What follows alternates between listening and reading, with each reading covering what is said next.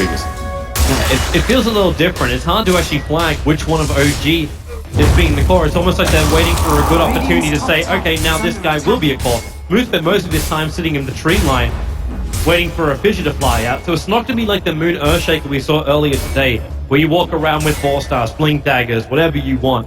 The world was his oyster back then. This time around, he won't have these high maneuverability items. We'll rely on the speed from the Sven, the snowball from the Tusker, all these things together. But even the bottom lane attacking into an ancient apparition, with Pilot Eye going for this urn build, which is kind of always a bit of a contradiction for an ancient apparition, because he spends so much time being away from the fight, but it gives him the strength to survive the OG attack, or at least long enough for Dazzle to reply. And the one thing to keep in mind about the Warcries, of course, all of that AoE armor is nice against Secret, but it's different in nature from what we saw in the previous games with how you need to position in order to get it off. The fact that your core was already in the middle of the fight to cast it. Ice Blast is kind of harass Miracle, actually steal the game. It took both of them. It took both of the centaurs from him. Completely random too. They didn't have any vision in the area. Pilot Eye is going to welcome that extra burst of gold. They're still abandoning the bottom lane. Experience-wise, Secret have over 2k. This is when I ask the question: is OG distributing their resources evenly or efficiently? Was probably the better word. I think so. I think this is fine for Secret so far. The main thing to keep an eye on in this game is Shadow Fiend, and that's it. Sven has lost quite a bit of momentum. He's now 600 gold behind Wraith King, which is not that much, but OG just don't seem to be able to execute the same kind of aggression that we've seen in the previous games. It's more about the playstyle than the actual golden experience that we're seeing.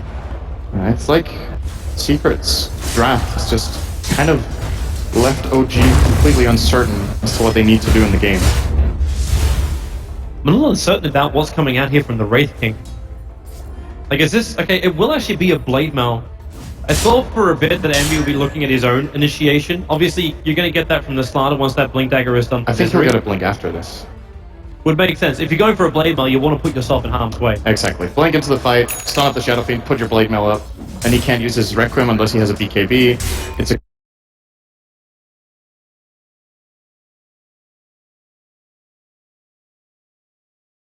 Obviously, you're going to get that from the starter once that Blink Dagger is done. I think he'll get a Blink after this.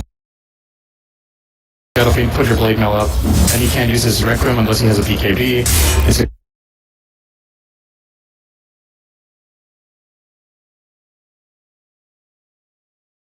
Obviously, you're going to get that from the starter once. He's going to get a Blink after this. Shadow Fiend uses his Requiem unless he has a BKB. It's a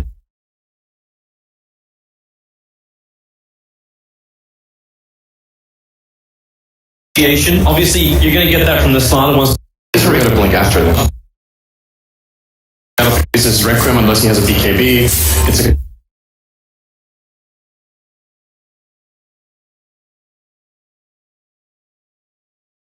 Obviously, you're going to get that from the starter once.